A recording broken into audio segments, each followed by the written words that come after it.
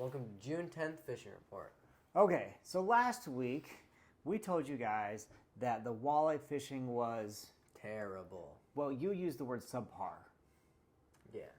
but we said it was abysmal, okay? So what happened immediately after we declared it being terrible? It got better. So that's the key, I guess. We're just going to declare things terrible, it gets better.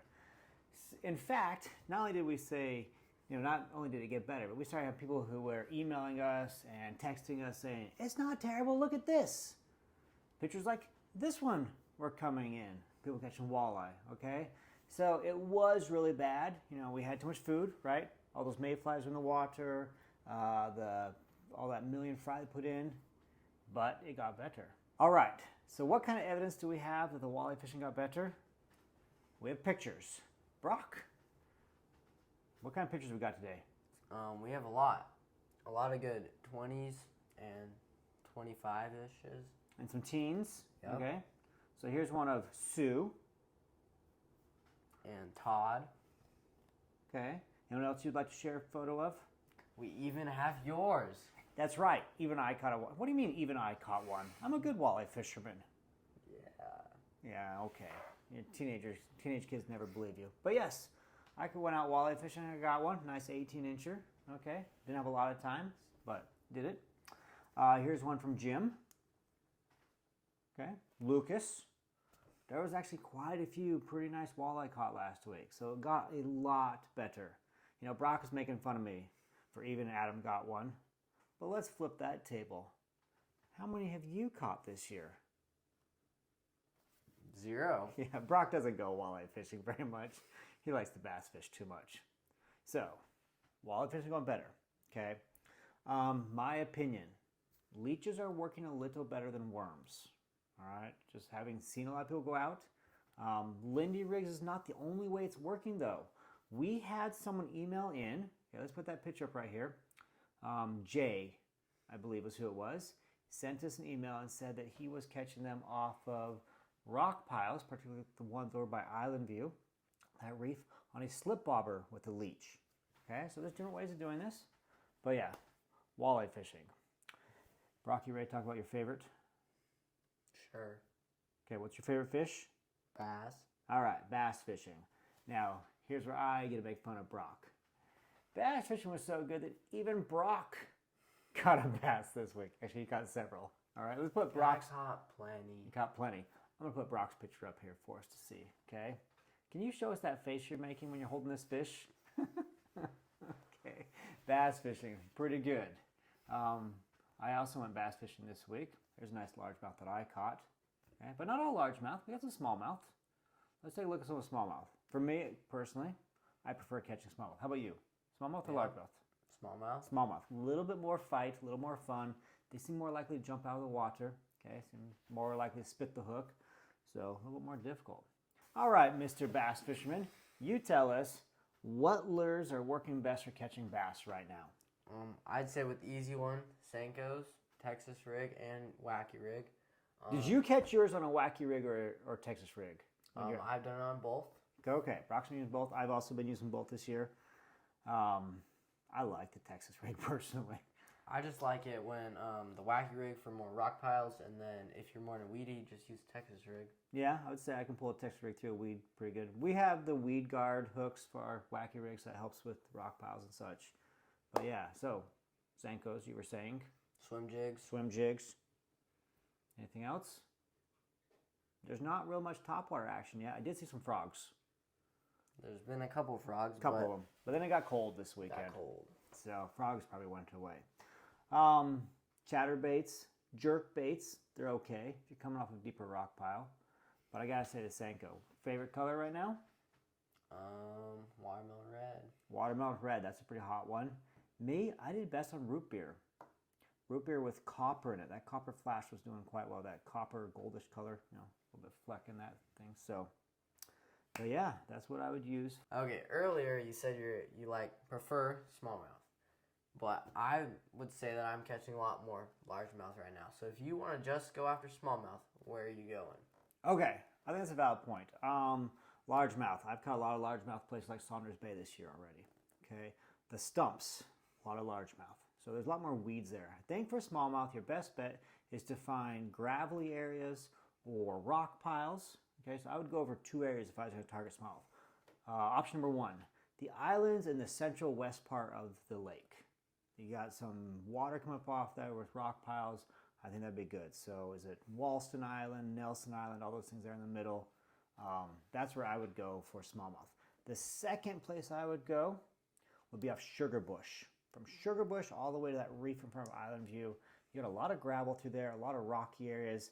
And in the past this time of year, I've been able to find smallmouth on the beds.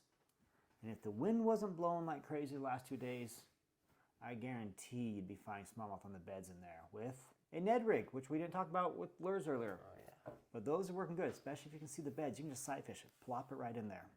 So the key with Ned rigs is you've got to be patient with it, or at least if you're doing it on beds. You can use a Senko on that, a creature bait. Doesn't work quite as well in my opinion.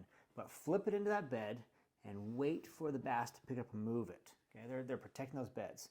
I think you'll find smallmouth in there. So, okay. Other species, though, that are being caught right now. Panfish. Lots of pan. Lots of panfish, including perch. My goodness, we were emptying fish gut buckets this week every day. There was quite a few perch in those buckets. So. Perch and bluegills. And bluegills. They have really come on. Every fishing spot you go for bass, you can just see them in the water. Just hundreds. A lot of bluegills in the water right now. So, of course, we did have this front move through. Came in yesterday, Sunday. Came in Sunday, and I'm going to guess the temperature's going to drop in that water. So Sunday, I was out fishing. It was 66-degree water temperature. And then the wind kicked up. It got cold on Sunday. Monday, it just blew all day. We had quite a bit of rain, so it's going to go down. Okay, so this cold front moves in, Brock. Do you think that slows the bluegill bite down a little bit? Yeah, but do you think the crappie bite will stay longer? That's an interesting twist on that question. So back up here just a little bit with Brock's question there. The crappie bite has been very strong. We got a lot of pictures of crappie being caught here. So we'll put some of these up while I'm talking about this. We did see the last few days the crappie bite was definitely slowing down. There's a lot less crappie in the buckets. However, the crappie that were in the fish gut buckets, I did notice, had a lot of eggs in them still, so they were not all spawned out. But yeah, I would say the crappie bite is starting to slow right now as the bluegill bite gets stronger.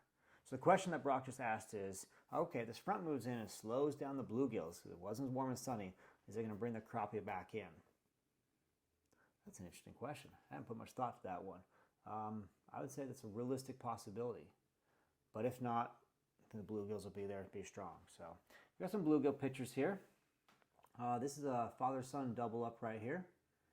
So bluegills out there. The bluegill fishing is only going to get stronger the further we get into this season.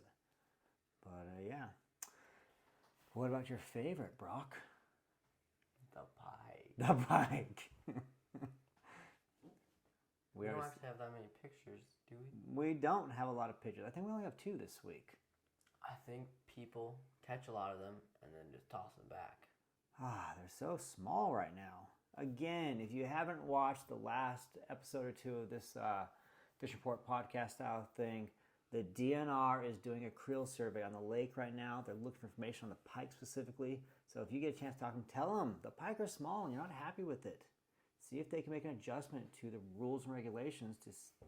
Maybe we can make a change here. I was out fishing with some guys last night, and we're going to let Brock cough here for a second. I'm good. You're good? Okay. Before that occurred, I was out fishing last night, and we were slow trolling for walleye with Lindy rigs. I guarantee we caught 8, 9, 10 pike in 2 hours while we're trying to catch some walleye and things. And a lot of perch. Quite a few bluegills too, I guess. So yeah, pike. So basically, if you go walleye fishing, you catch everything else. No, we caught walleye. Well, last night we caught walleye. The one guy in the boat with me caught a 24-incher. So that was a nice walleye. Yeah. All right, so do we cover all the species there? We talked about crappies. Rock bass. Rock bass. I don't have anything to say about rock bass. They're being caught there. I'm not sure we showed all the photos.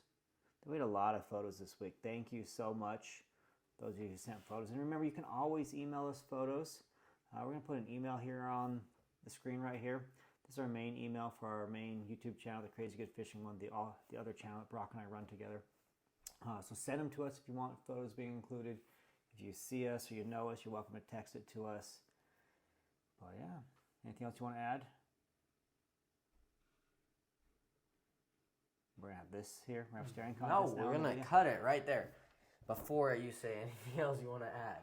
We do not put anything embarrassing. We're going to cut out the coughing part. Dude, I'm not going to cut out the coughing part. I was talking during that. Oh my goodness. Okay, Dad, earlier you said you prefer smallmouth.